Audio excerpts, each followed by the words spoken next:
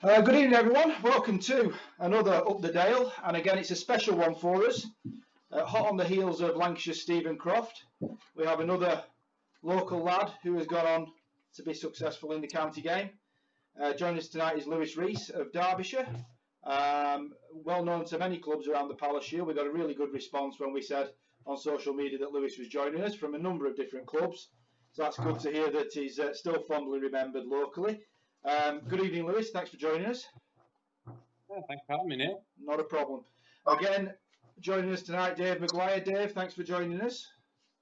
Evening, Neil. Evening, Lewis. Evening, Dave.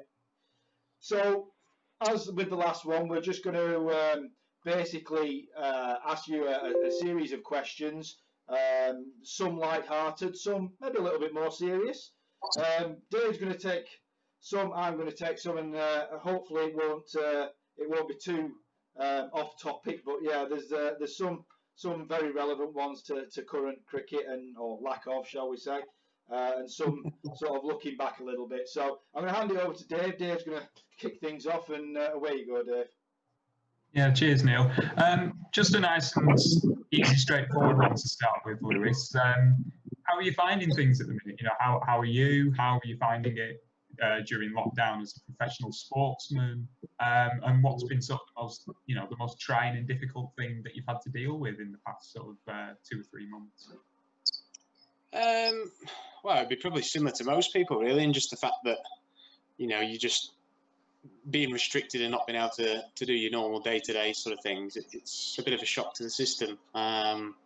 We got rushed back from our pre-season tour to Zimbabwe, so we had to cut that short just as the cricket was getting going. So we sort of had a bit of a taster of how the season was going to go, and then it was all cut short, and we were on a I suppose a quick flight back home, and sort of been in lockdown since. So yeah, it's been a struggle, really, just sort of trying to, I suppose you're trying to get fit and get ready and trying to get yourself prepared, but you don't know when you're being prepared for. There's obviously well-documented rumours about, we've had all sorts of things about playing overseas, or, a number of things playing behind closed doors, or all playing at one ground. We've had so many rumours, so it's been a bit sort of, I suppose you just try and take a step back and go, actually, okay, right, just try and prepare as if you're going to be playing in a couple of weeks. But then, if that's not the case, then you just have to keep going with it. So I think probably the most trying thing's just been sort of trying to stay motivated to keep on with your fitness and keep on with your thing without actually not knowing when to start, like when your start point is. So yeah, I think that's been the biggest sort of challenge. Obviously, apart from the boredom and trying to fill in your days, but yeah, just the, I suppose, the unsure nature of what's been going on. It's not knowing what's going to be around the corner. Yeah, absolutely. I suppose obviously you guys in the professional game, you've always got a target or a deadline that you've got to meet. You've got to get, you're focusing on getting X number of points, or you've got the end of the season date that you're all working towards, or the start of the season. So as you say, at the minute, it's quite difficult to know, as you say, what you're working towards.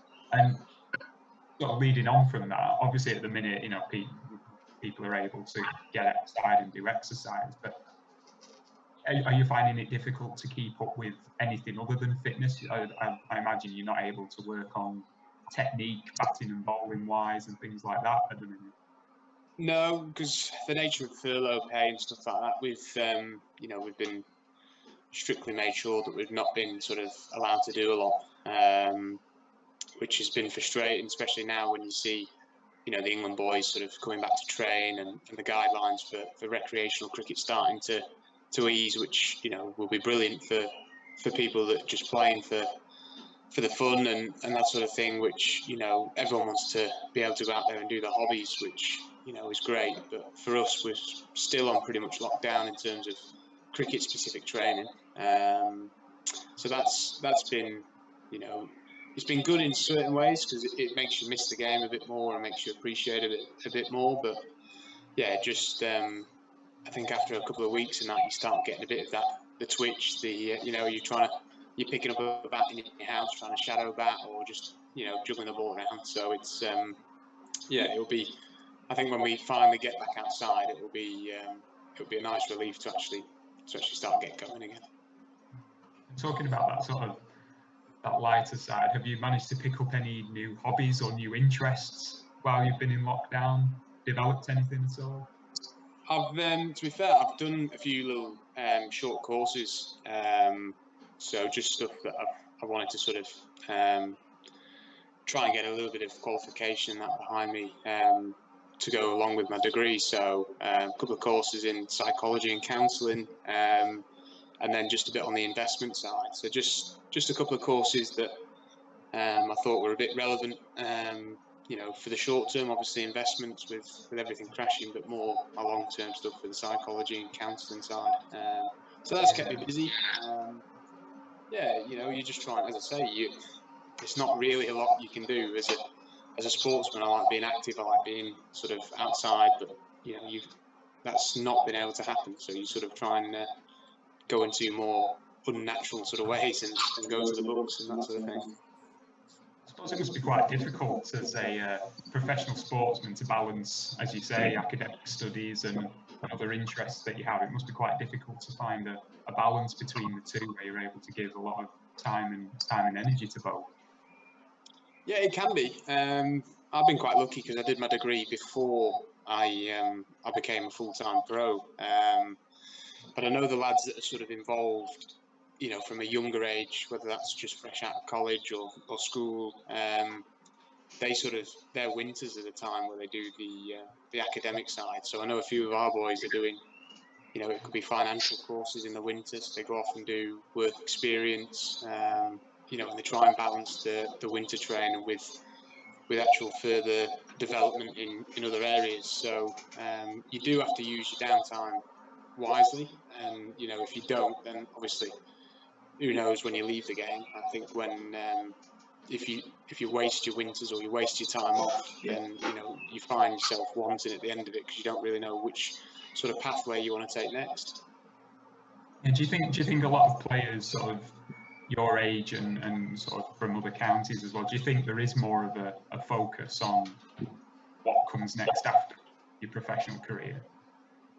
Yeah, we're massively lucky with the PCA. So our Players Cricket Association, they're a phenomenal sort of organisation that look after all the players in every county, and they have their own development officer for the region, and they work so well with us, and they are able to, it could be just setting up a little webinar, which they've set up heaps of them through the lockdown, or it could be trying to get you a contact in a certain area that you're interested with, little courses that they help funding with, whether it's coaching badges, all these sort of things.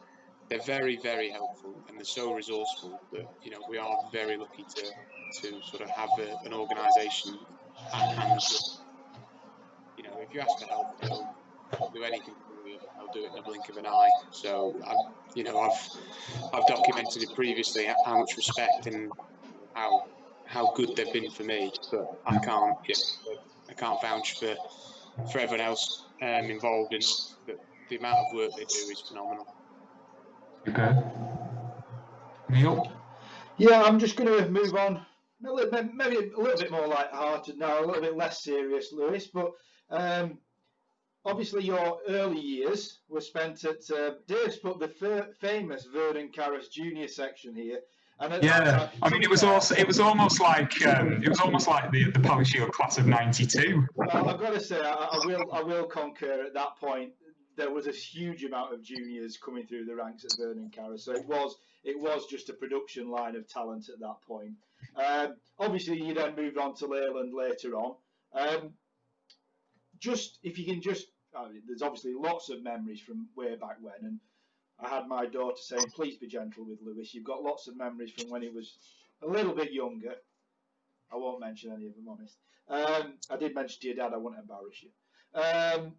Is there anything that you can remember, obviously, about the younger years playing at Vernon's and then moving on to Leyland? Where Palace Shield perspective, really, more than anything else. What are your memories from that time? Oh, well, basically, Palace Shield was what sort of made me want to be a cricketer.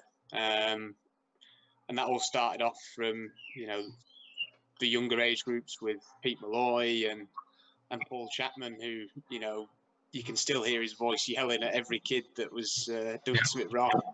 Yeah. Definitely, you probably wouldn't be able to coach like he did back then. Now, those sort of people, we had some unbelievable coaches that were so friendly, so sort of willing to do anything for us. We had Dunny, Pete Malloy, Chappie, all these sort of people that were just absolutely brilliant, and they loved cricket, and they passed that love down to the juniors, and it was no surprise that there was a production line of talent coming through because of how well they wanted you to do, and there was not enough. It wasn't just all right. Well, training's now and it's done. If you needed to do a bit more, or they thought they could help you, they'd take you to one side and then they'd work long hours with you. But they made it fun, they made it enjoyable, they made it competitive, and I think how good the junior section was at Vernon's was absolutely spot on because of those pretty incredible people that put in all their hours of voluntary time, which is very rare in any club. But they just managed to get onto so many lads and produce so many cricketers, which they've spread far and wide in the country. But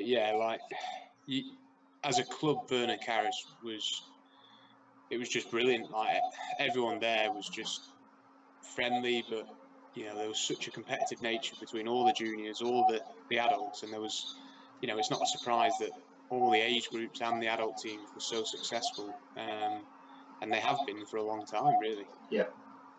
So you then moved on to Leyland, and obviously that would have been Northern League experience at that point. Obviously, I'm guessing there was some transition with ranks there, obviously wanting to step up to a higher level. And you also played at Blackpool as well. In fact, Ian Davis from Norcross actually sent me a scorecard of Norcross beating Blackpool in a match that you were playing in. So I did say I'd mentioned that for him as well. That difference between the Palace Shield and the Northern League is something that is always discussed. And obviously now we have that transition between Palace Shield and Northern League now. Where, from your experience of it, a lot of things get pinned on the pros, and the pros make the Northern League in comparison to the Palace Shield. I know it's different now to an extent, or is it? You tell me. I know you're a little bit out of it now, but from your experience when you did move up, where were the differences between the Northern League and the Palace Shield generally? I think there was a few differences when I first went. So I moved to Blackpool when I was 14. Started off in their second team. And straight away, the quality of pitches were different. Yep. There was better sort of resources and facilities available in the Northern League. But when I made my breakthrough into the first team, and I remember it quite well, was actually, as you say, the pros that were available at the time, some of them were playing international cricket in the next year or two. Yeah. We had Paul Harris, Amari Banks, Shane Harwood was up and running. There was all these players that, they played international cricket. And I think the fact that they were able to capture those pros, and they were probably a step down from what the pros were probably 10, 15, 20 years before. Yeah.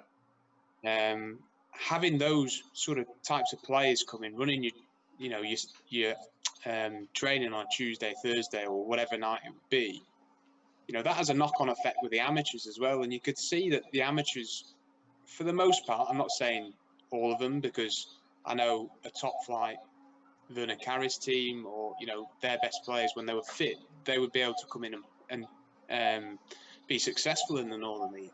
But I think at the time when I first went, I was shocked actually that the amateurs were so good as well. Yeah. I think since then, with, I suppose, restrictions with bowlers, people having to pay so much money to get people over now, and how much people want to be paid to play cricket, I think that's had on a knock-on effect with how good pros can be, or how well known they can be at that time. And I think as well now, I don't think there's that. Well, I could be wrong, but from my experience, some of the pros that you bring over, they don't have the club mentality of they invest in the club fully. Whether they're there every night of the week, whether it's juniors, adults, all this sort of thing, they get the contract through and they go, right, well, my job's Saturday, Sunday, Tuesday, Thursday, and that's me. Yeah. Whereas, you know, when I was at Blackpool, we had Justin Croysh, who was a phenomenal pro. He'd be down every night of the week, juniors, adults. He'd be running the whole thing. He'd be doing one-to-one sessions. You know, he was just brilliant. And then same when I went to Leyland, and they had Brett Pelser. Yeah. Brett Pelser was there every day of the week, and he lived and breathed the club. And I think that's sort of, and as I say, that could be a generalisation, but from my experience, that's sort of, I don't think it's there as much as what it has been. And I think that has a massive effect on clubs. And I've spoke to a lot of clubs just in conversation, and they say now that they're looking for people that actually want to be involved in the club, that can help with the junior setup, and help the talent that they've already got at the club to sort of progress, because they know that pros will be around for 1 or 2 years and then they'll go off and try and get some money elsewhere. But it's that lasting effect that they're after, is trying to produce these young players and try and make them there for the next 10, 15 years. Yeah, I mean, you yourself know, not just obviously involvement at Walmerdale, I have some involvement at Leyland as well, and I know over the winter, speaking to Phil Heaven, that exactly that, I know they've been discussing about coaching juniors and stuff like that, and I think Leyland very much were looking at a pro who was going to have that level of involvement. Probably, from my experience, again, I'm speaking out of turn because I'm not really a club member at Leyland, but I don't think they've had that since Brett, if I'm being honest, in terms of that level of appreciation of the club mentality. And I think you're right. I think Brett that was the first year my kids went down, was when Brett was there, and yeah, the level of support he gave was amazing. I genuinely don't think they've had that since. I know they were looking over the winter at somebody who could do that. So yeah, it's interesting you touch on that, and I think I've heard that mentioned myself. So right, just going to move on to again, light-hearted one, and something that I'm struggling with a little bit at the moment, and Dave concurs with this because he has to play in the same team. You obviously played with your brothers and your dad in same teams. How did that go for you? Plus points and potential negatives? I think at a younger age, I think most of it was all positive, especially playing with my dad. He's two different people, actually, my dad, when you play cricket with him to when you go home with him, which is quite nice in a lot of ways, because the fact that you can just separate the two, it wasn't just, right, my son on the pitch, there was a big difference there. And it was quite good when playing under him. He was very calm, very calculated, which is much of his ways anyway. But he was able to separate the two, which was quite nice. I grew up with Ian. He was a similar age group as me, so played a lot of age group stuff with him. And then when I played in a couple of the age groups above, I played with Tom, going into the seniors, which was always good, actually. I always loved playing with them. There was always that competitive sort of nature between us in a friendly way. It was, at that stage, it was pretty friendly. But I think as we got older, it probably strained a bit more. Especially Tom. I stopped playing with my dad when I left to go towards Blackpool. But Tom sort of made a similar move to me when I went to Blackpool. He was at Leyland with his friends, and then he came to Blackpool, and then we both went to Leyland. And I think, we played a bit with each other, but Tom has a very competitive nature as well, and sometimes that crossed a little bit. So there were a few little arguments, but for the most part, like, you'll know yourself when you're with your family and you're playing and that sort of thing. It is a great experience, and I'm very lucky to have two brothers that they're good people. They are competitive, but they're good people, and a dad that was very much. He wanted to treat us like we were just part of the 11. He didn't want to treat us like we were his kids. It was just, you get what you deserve. If you've done well, then you'll get a bit more. If you've not, then perhaps, we make way for someone who else done well. Yeah. Which, for me was a good learning curve, was the fact that it was able to do that. So, actually, I think most of it is all plus points, I've got to say, and that's. I know those people want probably controversial answers there, but yeah, I think actually the highlight was playing with my dad and my brothers in the third team at the time, and I still remember I used to third team at Vernon's. You sort of always used to watch over to the first and second team pitch, and you always used to watch, you know, some of the big dogs at Vernon's at that time, and you watch them play, and you just. You know, I'm happy to say this now, but you used to take your eye off your game and just watch, you know, whether it was, you know, Dunny Jr. having a bat or Chappie batting or something. You used to jump over and you just used to go, wow, hopefully one day that'll be me. Yeah. No, I completely agree. As I said, for me, it's a transition curve, and I wish I had your dad's calming influence sometimes. From my personal thing, and I say Dave completely concurs, but it's always interesting to see how that sort of relationship happens on the field. So that's good. Obviously, you've spent time playing in Australia as well, Lewis, and again, this is something that ourselves as a small club, we've looked at an overseas amateur over the last couple of years. Is something that we've never done before. So we've been exploring that cricket overseas environment. For those that aren't fully aware, what are the differences between club cricket in Australia and your experience of it compared to club cricket in the UK? So I've already played grade cricket in Australia. So they've got different things over there. They've got like suburban turf, carpet cricket, and then grade cricket. So I've gone over playing grade cricket in Perth. I've had 5 seasons, and then 2 I've had on the Sunshine Coast. It's very much a different sort of mentality there, grade cricket. It's very much like a want-to-be professional environment. They train on a Tuesday, Thursday night, similar to what we do. But then Saturdays, usually they're all day.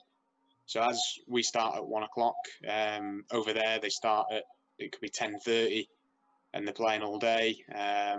You know, we've had various rules of playing Saturday, Sundays, or, you know, you play a game over 2 weekends. So you have basically a 2-day game, but over 2 weekends. Or, you know, they have so many different sort of fixtures and ways around it. But it is very much, I suppose it's a bridging gap between our club cricket, where, you know, nets are very social for the most part. You know, people want to go down, have a chat. Yeah, they have a bowl and bat, and, you know, some people do take it more seriously than others, but, you know, there it's very much, no, you're here to train, you've got your fitness, you're doing this, this and this. And then, yeah, as I say, you've got your stuff on a Saturday, and they have the presentations of man of the matches and all the rest of it that go on. So there is, I suppose it's a bridging gap between the two, and you do get some very, very talented cricketers there, very talented. But I think it's a bit more difficult, their system, to sort of go through, because there's so many different avenues of, you know, as I say, some people play carpet cricket, some people play grade cricket, and there's so many people that will fall through the net over there because of, there's not many spots open for a start, but if players don't think they're going that way, they can drop off so quickly. And it's, you know, it's a shame really, because I've played with some phenomenal players that I think, you know, at the similar age were better than what I was. And I just go, you're wasted. Yeah. But unfortunately their system works that way. You know, they have this talent ID, which, you know, they look at kids at a young age, and they are quite strict with that, which I do think limits them to a certain degree. Yes, I know it can help because you give people trust and it works well, but I think for a similar degree they lose a lot of players as well. But as I say, if you can, especially clubs over here, if you can get the right connections and you can get one of those players over here, you know, it's brilliant for you guys, but it's brilliant for them as well to actually, they can use that as a bit of a, I suppose, a board to bounce off and move forward in their career. Because, I mean, we at Leyland, we had a couple. We had Richard Friends and Alex Ross. Alex Ross was an Aussie, and he's gone on to play and represent Australia. So, you know, he came over to Leyland as pretty much a nobody, in all respect to him, but he's gone over and done some really good things in the Big Bash and in the shorter formats for Australia. So, you know, he used that as a bit of a support a springboard to move on in his career. Excellent. Well, I'm going to hand it back over to Dave. Dave's got a few questions about your general professional career. So, Dave, I'll hand it over to you. Yeah, we're just sort of building on sort of leaving the club game, if you will, and just sort of going back to something you touched on earlier in terms of your time doing your degree, because obviously looking through sort of your career history today, we've got things like 2011, making your breakthrough, playing for the Unicorns, playing for Leeds, for uni, and I noticed. I think you captained Leeds Bradford Uni in 2013 and actually managed to beat Leicestershire in a game. I mean, what was that? What must that have been like for a bunch of students beating the professionals? It must have been incredible. Yeah, we still the lads that were involved, we still speak about it now. The year before that we beat Sussex as well, and unfortunately that became an unofficial first class game. But we were very lucky. Like, our uni was, at the time, we had some phenomenal players. Like, they're still in the county game now. So Joe Leach from Worcester, Ivan Thomas from Kent, Nick Gubbins, Middlesex. You had myself. You've got we had so many good cricketers that have gone on and done some really good things. So yeah, we were lucky with the cohort that we had. But as I say, at that stage, the combined uni scheme was a great scheme for us, and it's solely the reason why I became a professional cricketer now. Was I was on the verge of falling out of the game. I went trialling, and after Langsford said no originally, so I went down that path, and straight away, the Leeds Bradford coach Andrew Lawson, who's still there now, and I'm good friends with him today, but he took me under his wing straight away and changed me from a bowler that batted to a batter that bowled. And it doesn't sound a lot, but it was a big difference from batting at 6 and 7 to then batting at 4 and 5, and sort of stepping away a little bit from the bowling aspect. And that was my way in. But that was another support network with, Andrew Lawson. We had Clive Radley, who, cricket fans know all about him. And I was very lucky that those two took a liking to me. They did a legwork for me in terms of ringing around county and getting me involved. But that Leicester game, when we beat them, it was the first time that Leeds won a first-class game. And it was an unbelievable game for me personally. I did very well, but all the students that played that game, arguably it will still be one of their best memories of cricket now, even those that have gone on and played county cricket. It was just a phenomenal atmosphere, and even a couple of nights after that game, we were still celebrating and still going strong. So I was very fortunate to go down that path, although it was the harder path rather than just graduating from the academy into a full-time pro. To actually have those 3 years at uni, I think I'd swap it for anything. Yeah. Are you a fan of that sort of MCC cricket scheme in general? Good opportunities and good balance between academics and cricket. I think it's a must. I think it's something that they have to keep. If you look at the percentage of how many players now in the game have been to uni on those schemes, I think the ECB would be stupid to let that vanish.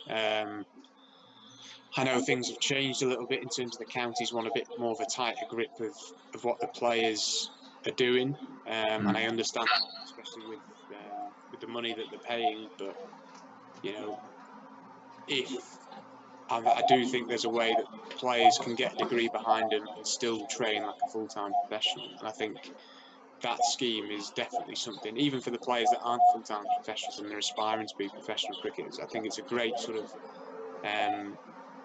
great place to put yourself in the shop window and for counties to have a look at you, because as I say, that scheme is the reason why I ended up becoming a professional cricketer. And you did become a professional cricketer, as you said. You tried with Lancs before, but you eventually made your Lancashire debut in 2013. I mean, how proud a moment must that have been to have made it into the professional ranks as the cricketer as you'd always dreamed? Yeah, it was. It was a, it was after playing Lancashire for Leeds Bradford, so we played them in a game at Wheatwood, and I remember Peter Moore's taking me into one of the spare dressing rooms at Wheatwood, and he sat me down and said, "Lewis, look," said, "I'm really impressed with what I've seen today, and I'm basically asking you if you want to open the batting for us in the next county game." And I was, bearing in mind, I batted at 5 for Leeds Bradford. I was a bit like, "Whoa, really?" But yeah, I was straight away. I was like, yeah, "Anything you need, yeah. As long as I get to play, I'm all for that." And Peter Moore's was, that first year that I was there, was absolutely brilliant, and he made me feel so welcome and so sort of at home there. There's no surprise that actually my breakthrough season went the way it did, and I think he deserves a lot of credit with how he treated me and how he introduced me into the dressing room. He's definitely someone I hold in high regards for that. You moved on to Derbyshire in 2016, signing for them. How have you found your time there? Obviously, a few seasons in, and are there real signs of progress with Derbyshire? Obviously, T20 finals day last year was a real highlight, I'm sure. Yeah, I've loved every minute at Derbyshire.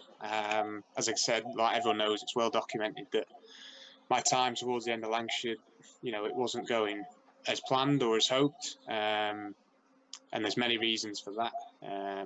But I moved to Derbyshire at the end of, as you say, 2016, and went down there, and I've loved absolutely every minute of it. And I can honestly say everyone at the club are fantastic people. They're brilliant. Backroom staff or office people, players, the whole lot. Everyone is such a family sort of club, which I respond really well to. They are brilliant people, and it is a club definitely moving forward. I think you just have to look at the last 3 or 4 seasons in particular, and the results and the progression they're getting in every competition, not just T20 where we got to finals day last year, but we're slowly starting to move up the 4-day ladder, and we, arguably we should have got promoted last year. We had the team for it. We just fell away in a couple of the games. But I think you can expect some good things from Derbyshire in years to come, and they've got such a young squad there. I think they can get a core sort of squad there for many a year to come. And as I say, I think if they can keep those players there, which it always has its struggles because big counties come sniffing when there are young players coming through. But if we can keep the squad that we've got, I think we can go a long way and actually bring a successful period of time for Derbyshire. And I think it's a goal that all the players share, which is quite refreshing, really, because there's no egos whatsoever, which again is very rare in any club. But your best players like Wayne Madsen, Billy Godderman, Ravi Rampur, these sort of players are just genuinely very good people, and that's the thing. You've got a dressing room there where everyone gets on with everyone. There's no one who thinks they're better than the others. Everyone makes each other feel welcome, and they get on and they do the job, and they just enjoy each other's company. T20, I guess it must be great working with the Derbyshire legend Dominic Cork as well. It must be quite entertaining, and it seems to be, as we've said, T20 finals day must be getting real results with the squad.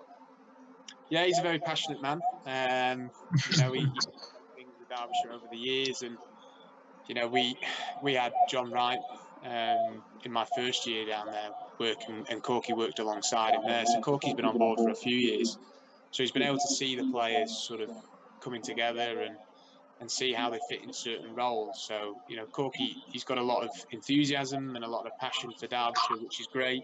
But at the end of the day, he lets the players, he trusts the players with what they're doing.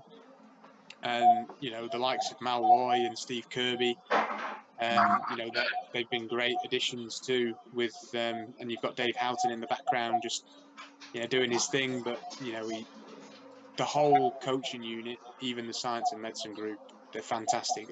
Honestly, I can't sing their praises enough with how much work they put in and how knowledgeable they really are. Like they definitely sort of help all of us make our jobs a lot easier on the field.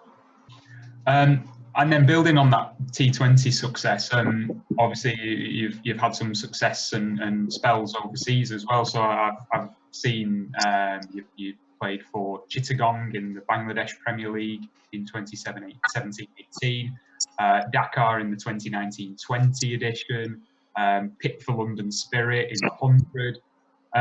You must be really pleased getting recognition for all these, good T20 performances. And do you think there could be, in the future, a little bit of, potential international honours?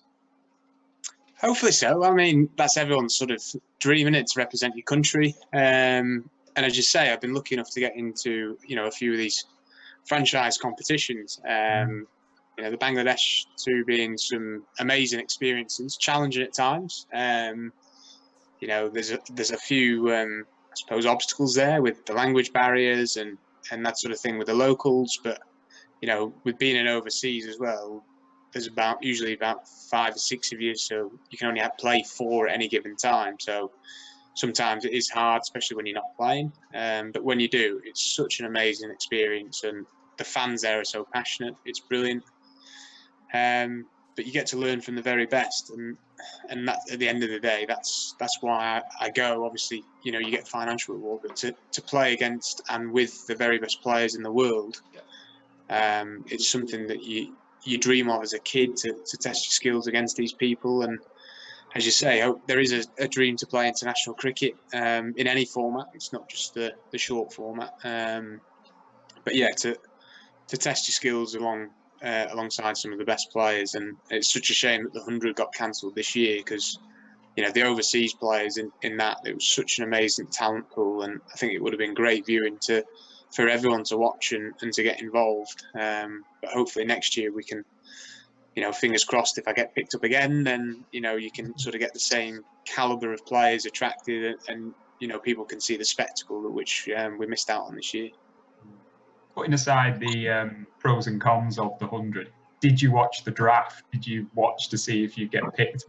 What was it like seeing your name come up as one of the picks for the 100? Yeah, well, I was in, I think I was in Bangladesh at the time. I think I was in Bangladesh.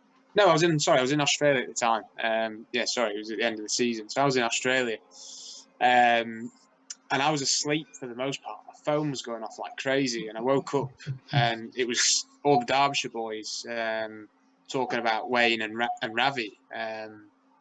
So it woke me up, and I tuned on to the draft, and I caught it, I think, from about 60,000 when the players were going for. So I watched the rest of it, and I'm not going to lie, I got nervous towards the end of it, thinking, oh, geez, I'm not sure if I'm going to get picked up here.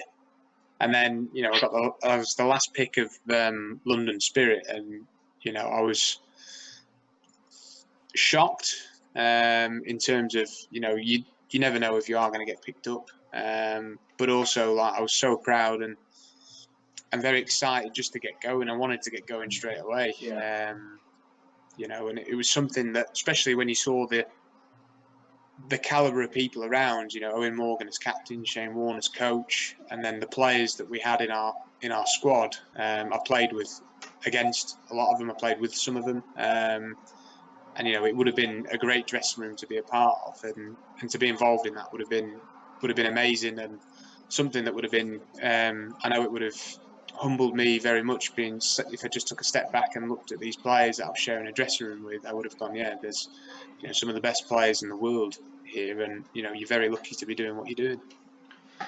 Excellent. Well, I've got to say, I was in a very much more humble place when I was watching. I was on a caravan park in North Wales at the time, watching it live with the kids. So you think yourself lucky, Mr. Reece, that you were in Australia and not in North Wales anyway. We're very much going to go down the light-hearted route now. We did this with Mr. Croft, and it went down quite well. Stereotypes for club cricketers, and interpreting that into your county colleagues, either from the past or the present. If you want to take the mick out of some of the present guys, then feel welcome to do so. So first of all, we'll do these quite quick fire. Who would be the one that would forget their subs on a match day? Alex Hughes. He's one of the Derbyshire players now. Trying to get him to part from his monies always a tough one. So yeah, Alex Hughes. Lovely. Who would be? I know Crofty found this one difficult because in the professional game you've got to be punctual, otherwise I presume there's fines around and stuff like that. But who he picked out Rob Jones because he came? Was it Danny Lamb because he came out with excuses about doing his beard or something like that? Who would be the last to arrive at the ground, or who has the worst excuses for being late? Sorry, my phone was ringing then. No I'm probably going to say Luke Proctor when I was at Lancashire. Oh, we know Luke well because Luke gave us a signed shirt, which Beth now has for our presentation night last year.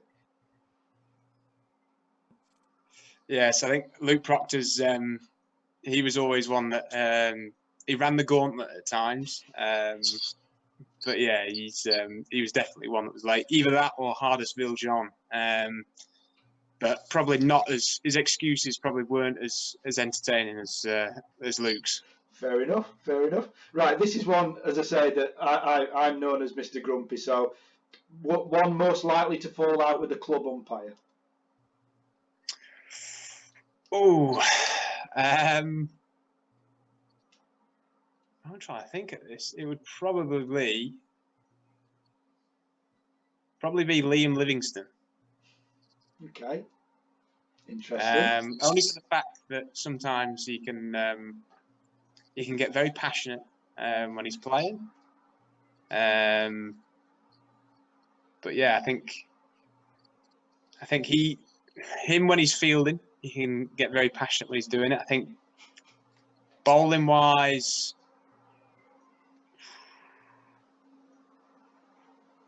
Matthew Critchley would be up there. Okay. He does have a habit of feeling like he's hard done by. But yeah, I think overall everyone has the moments, but they're all pretty good in terms of taking it. You've got no choice because either that or you're in the book and you're sitting on the side. Yes, totally agree with that. Next one's it's a bit of a leading one. This one, who would be the one who enjoys the tea break most? Tom Lace. Okay. I'm going to go with. And that's because if there's any bread there, he's all over it. Bread? He's got a little thing for bread. Interesting. Can't be good for running around on a stomach of bread. No, but yeah, he does love his bread. I think food-wise, I'd probably be at the front of the queue. I do like putting my food in. But just for the sheer giddiness of getting some bread down him, I'm giving it to Tom. I like that one. That's an interesting one. I would have never seen that one coming. Yeah. Are we talking about a couple of slices of Warburton or like just a bit more than that? Oh no! If you got some warm rolls there, you could quite polish off 6, 7, 8. Oh dear. Right. Well. Yeah, I don't think we've got anybody like that at Dale, I don't think. But yeah, anyway, that's a good one. I like that one. Right, next one's an easy one. Who would you most like to be in lockdown with? I'm going to go with Ravi Rampal. I think, some exotic dishes there to try. He's... he likes his games. He likes, whether it's going just some sort of competitive thing. He's very quiet and very calculated what he's doing. But yeah, he's a good bloke to be around. So I'm going to go Ravi Rampal. Nice one. Like that one.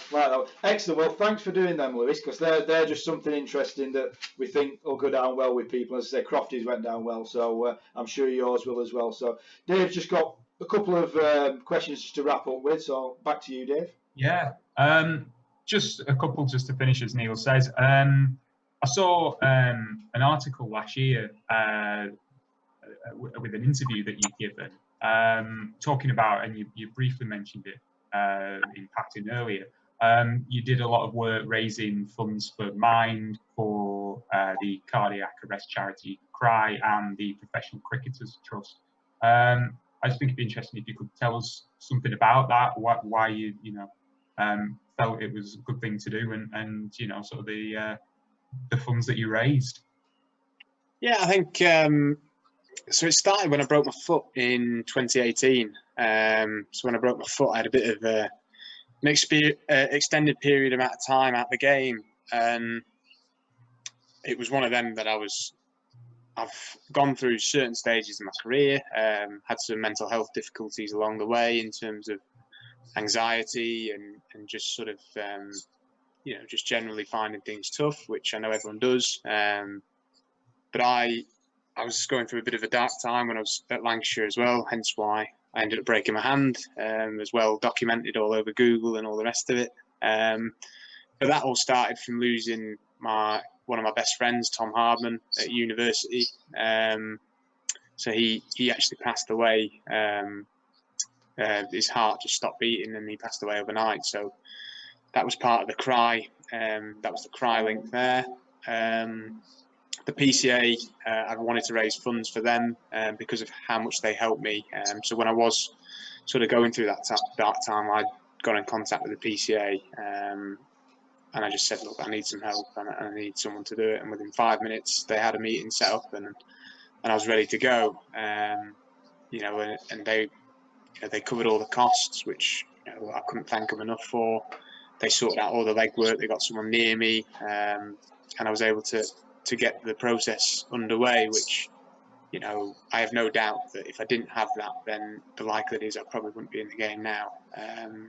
Because they were able to sort of help me deal with these sort of things a little bit better. So yeah, and obviously mind was there just because of not everyone has the luxury of being able to call the PCA up and get some help. And I wanted to sort of do something for people that have struggled outside of cricket as well. Yeah.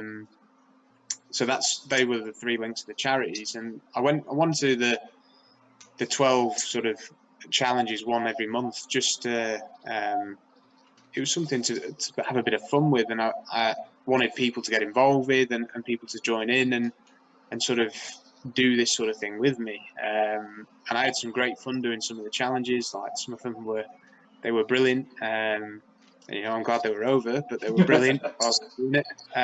Blue hair was a very, very brave choice, yes, by the way. I remember the blue hair one.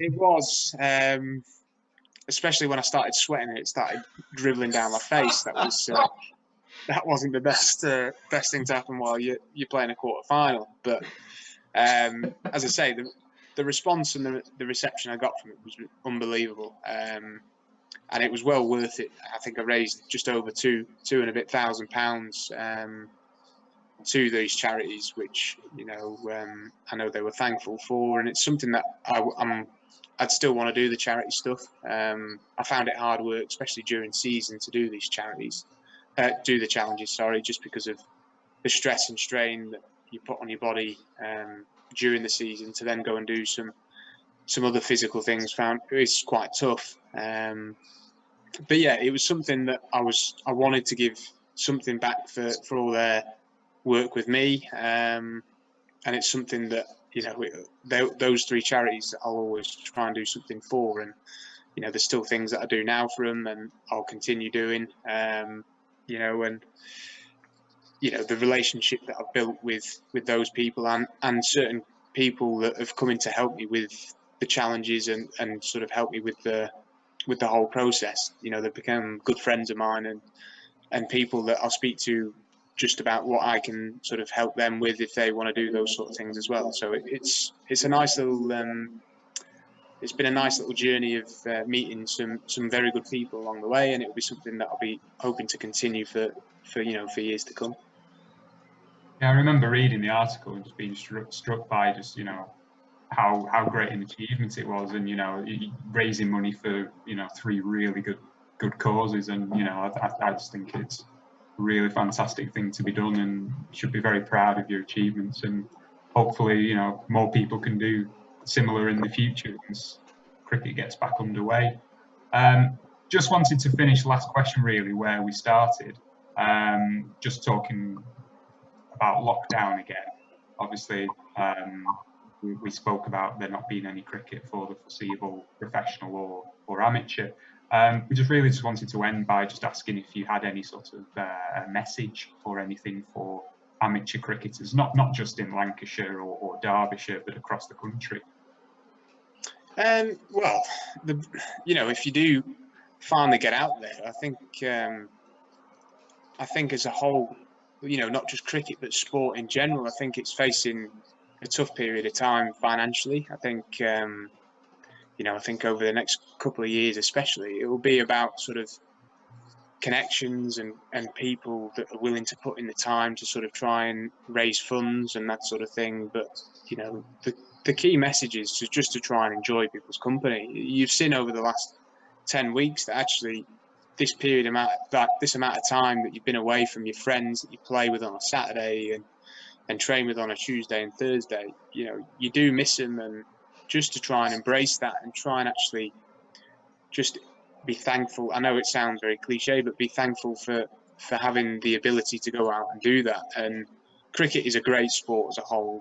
It's a very small sort of community. Everyone seems to know everyone, or and everyone pulls together anyway. But just to enjoy it and just actually, I think cricket is a very respected sport, and there's a reason for that, because there's so many good people involved. And you guys know yourself, Lancashire in itself has so many fantastic cricketers, but fantastic people involved at, and there is a reason why Lancashire is such a special place for cricketers. And Lancashire itself is a big county. But yeah, just enjoy it and actually be prepared for the next couple of years of it being tough, and be willing to put those hard yards in. And I know everyone will. Just to make the clubs find their feet again and try and get some, financial security back into them. I think you've touched on something there, Lewis, that we've talked about it as a club internally and just as a bunch of players. Part of the reason why we started doing the podcast in the main was just to reach out to other club members and just to keep that contact as a group of friends, basically, just to maintain that contact. And yeah, you're right in what you say. It's difficult to comprehend that you do miss each other.